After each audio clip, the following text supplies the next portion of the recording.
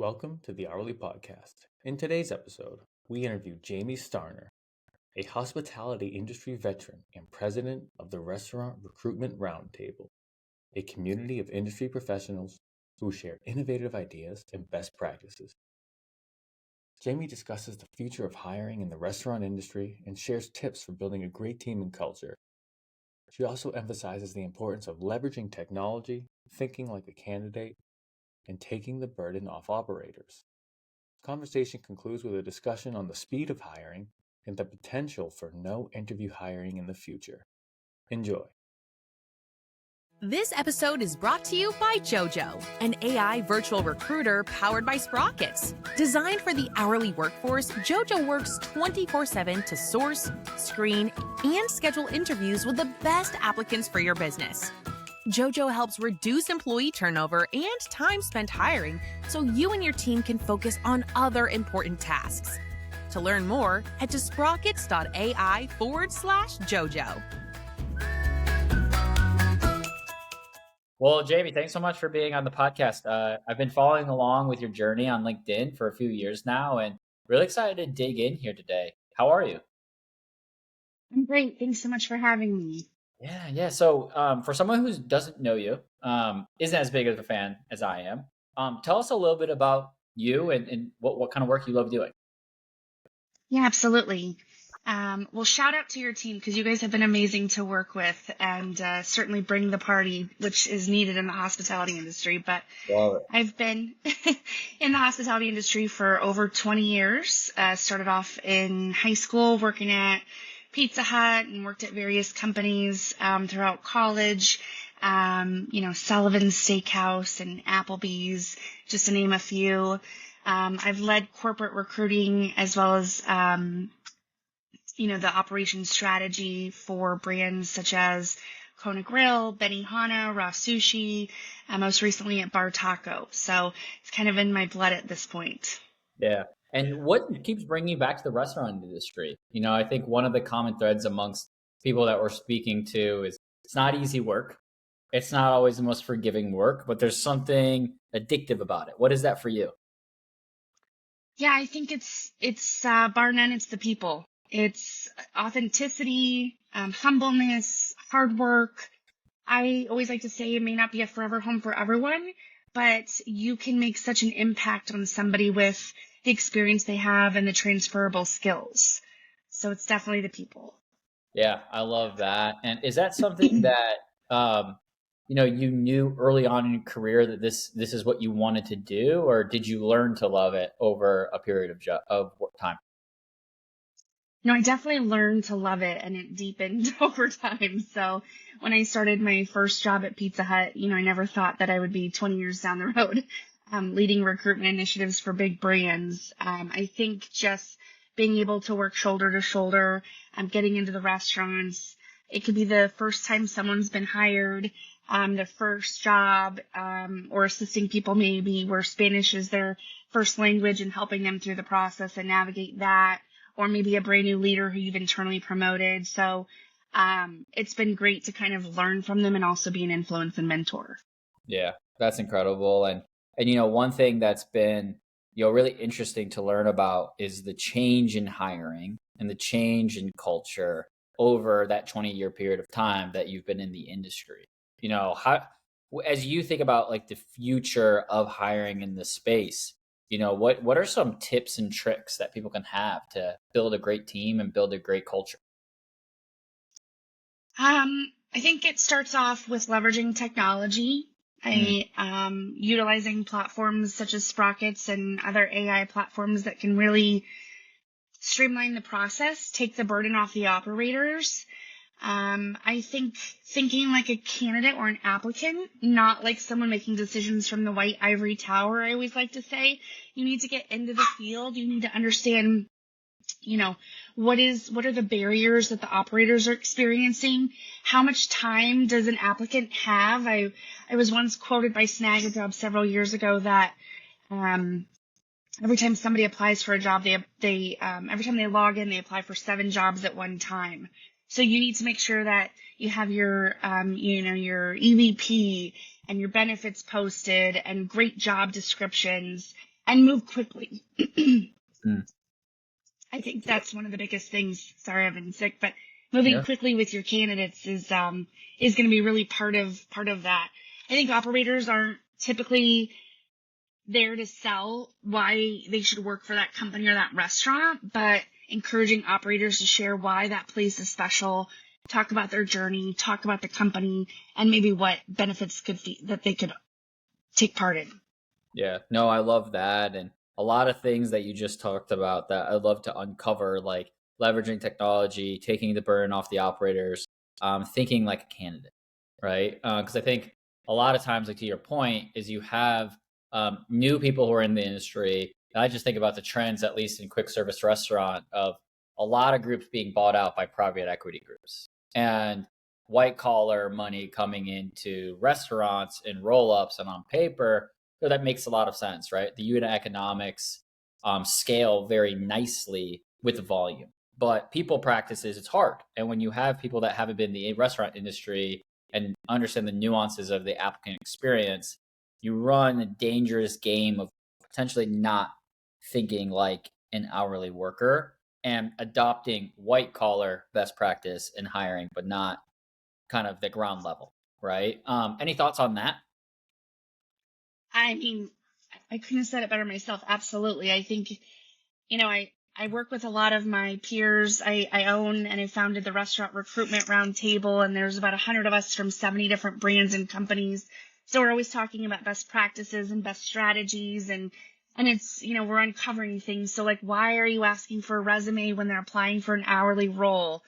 Why is this application taking more than 6-7 minutes? Why isn't it parsing? Why do they need to create a login to apply for a job?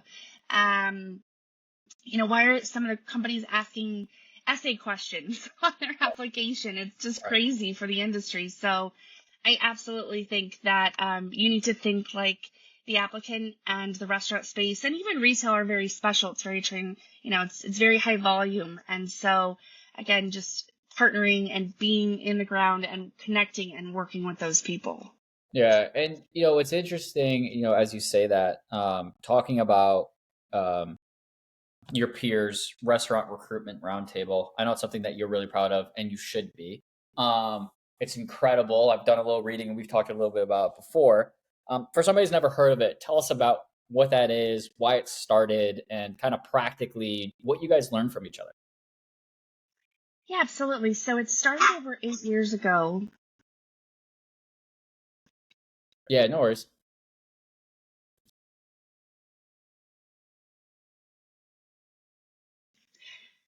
Yeah, absolutely. So the Restaurant Recruitment Roundtable started over 8 years ago. And I was working at Kona Grill, building out the department, helping them scale. They were going international. And so I reached out to my friend Carrie Bell, who was running TA at PF Chang. She's now one of my best friends and mentors. And I said, what are you guys doing for a referral program? What does this look like? What's the best ATS you've used? And we really started like collaborating and sharing ideas. And other people that I was connecting with on LinkedIn, I just started sending emails like, hey, we're doing this really cool thing. We're just sharing ideas, strategies, challenges, best practices. And it kind of grew by word of mouth over the last 8 years. And it's been really fun. We get special vendors who come in and, like yourself, talk about your book. And we've had the CEO of Snagajob come in and talk about what does hourly behavior look like. We've had Black Box Intelligence talk about data and retention. And then we have a Discord community and email distribution and just talking about, partnering. And I think that's special about the restaurant industry is it's almost like you've heard 7 degrees of Kevin Bacon, but the restaurant industry is like 2 degrees. We all kind of know each other. And so talking about best ways to recruit, and it's been really special, and it's something I hold close to my heart. We're launching a mentoring program. We're launching a book club, local happy hours. So just finding best ways to kind of recruit. We understand that we're actually all going after the same talent pool, but it's finding ways to kind of collaborate. And I don't see that very often in other industries. Yeah. And so how big is it? Is it a handful of people? How many members do you currently have? And if somebody's listening in wants to get involved, how might they do that? We have over 75 brands like Brinker, Cheesecake Factory, PF Chang's.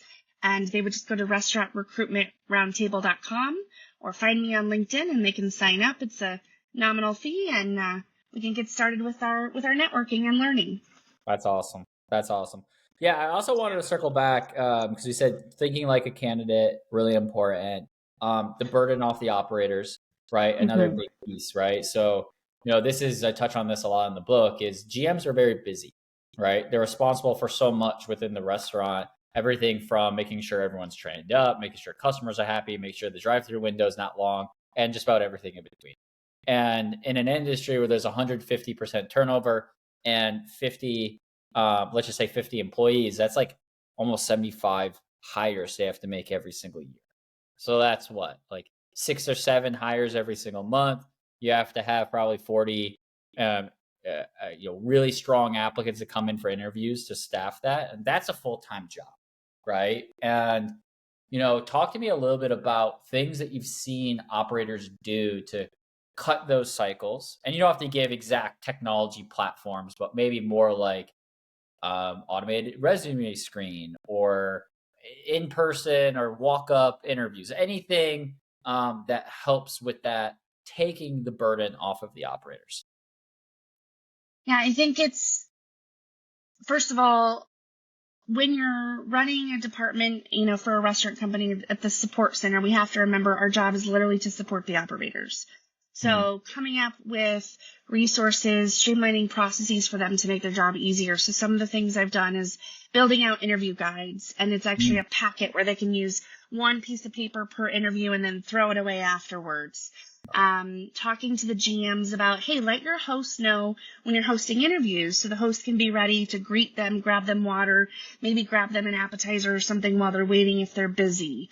Streamlining the process for GMs by having, open call or open interviews between certain days and certain times. So they don't even have to bother. They can just set it on one of the platforms they're working with and people can sign up to come in. Promoting the referral program and reminding operators that, some of your best talent is going to be getting referrals from your current top talent as well. So I think it's a myriad of partnering with them to come up with like a unique strategy for their location, working with the colleges, getting them to maybe send them like a swag box. I was working with College of Charleston. They're really cool. And she'll wear the hats on LinkedIn and she'll talk to you about, the partnerships and then also things, like leveraging technology again to make it easier, setting up a calendar scheduling platform. Some of them are Calendly is like $7. So finding ways that you can help them. Yeah. And so let's act like I am a financial buyer of a restaurant. I know very little about restaurants other than, if done properly, can scale and be very successful, right? Mm-hmm. What's one piece of advice you'd give me on hiring in this space? And I'm sure there's a lot, but try one. Okay, one. I think I have to give you two. Okay, acceptable. One, don't forget people are not just part of your P&L. It's not your labor costs. Your people are what drive the business and make your culture. And 2, act swiftly. Talk to me about that. Act swiftly. Because I think, don't forget, people are not just cogs in the machine. And that is something that not everybody in the restaurant space thinks, right? There's a lot of bad apples. We talk about that in the book. But I think as culture in at least the US persists, is we are seeing more of a humanization at the front line, right? And, the pessimist in me says, well, that's because social media makes it so everyone's recording everything, so it can't be nearly as bad to people as you were in the 80s or 90s, right? But the optimist in me says, there's a lot of really smart, energetic policies and people that are driving positive change. Probably a combination of those two spectrum, but act swiftly. Talk to me about that. In what way? As soon as you get those applications, if you don't have AI reviewing and scheduling, you've given that area of responsibility to someone to do that daily. Making offers on the spot. Don't send them away to fill out the application. Make an offer on the spot. Get them a free appetizer or a drink. Food goes a long way. So to have them stay and do their onboarding, it gets this buy-in and this commitment. giving them, acting swiftly with getting them a mentor when they start on day one. Act swiftly with talking to them about career progression and succession planning and opportunities for them in the restaurant. And I think by having this, by this relationship from day one and moving quickly with them on kind of painting that picture for them, you can really retain a lot of your staff and you can get staffed quickly. Whenever I find restaurants that aren't staffed, I say, well, you've got 200 unreviewed applications in the queue. You've got to go through those daily. And it's not as daunting when you start this, it becomes part of your day to day. You're doing it every day from 8 to 9, let's say, or you've, Right. given that responsibility. And that's one of my biggest tips, is just doing it constantly and then remembering that behind that application is a real person. Yeah, it's so funny. I run into this a lot with operators where they're looking at their hiring motion, and we'll do like a quick audit for them. And they'll keep on saying to me, just like everybody says, is I need more applicant flow. I need more applicant flow. Like I just need more people at the top of the funnel. And when I look at their hiring stack and their current motion, their GM process, they're not even getting to applicants for 3-4 days, and they're not making a hire until day 9 or 10.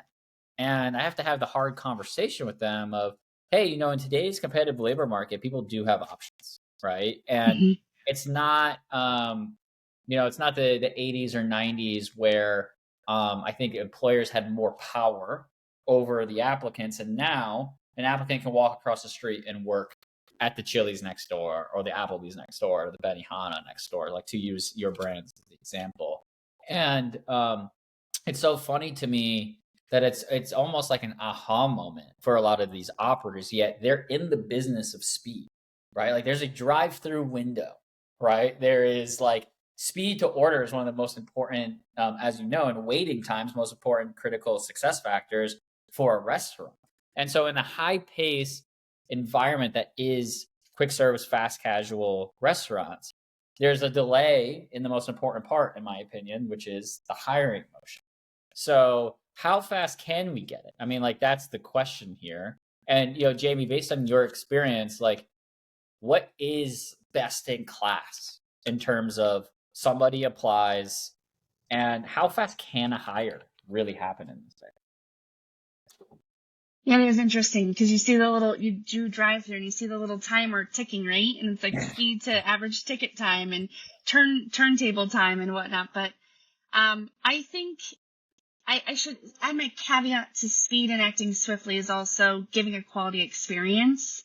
So, you talked about, average turnover for hourly is 150%. And so I think also, providing that quality experience with the interview by, having the host give them the water when they sit down and some of those small nuances that actually all add up.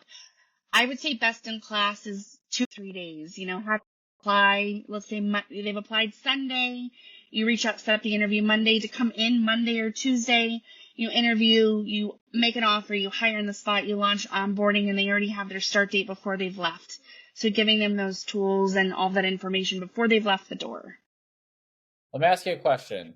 And it's a bit controversial, but I am seeing it more within the space, is no interview hiring. Are you in favor, not in favor? Do you see that based on your career, like actually possible? Do you think people will do it? Just what are some takeaways? Gosh, this is the first time I've heard that, AJ. I'll come into your restaurant recruitment roundtable, and I'll just hold a whole session on it. Okay, sounds good. I do not think I would ever be in favor of that unless you had tools set up in advance where maybe they were doing like video screening and you were able to get additional information up front. But I don't think that would work for our hourly workforce for restaurant because, to be fair, I don't really care about their resume or application. I care more about when they get there and their presence and their soft skills, because you can pretty much teach any server or host how to work in a restaurant. And that is the harder part, is hiring for that hospitality heart. So I don't think that would work for hourly workforce. in restaurants. Maybe corporate, where you have more boxes you're checking about education, certifications, technology. But that's an interesting concept.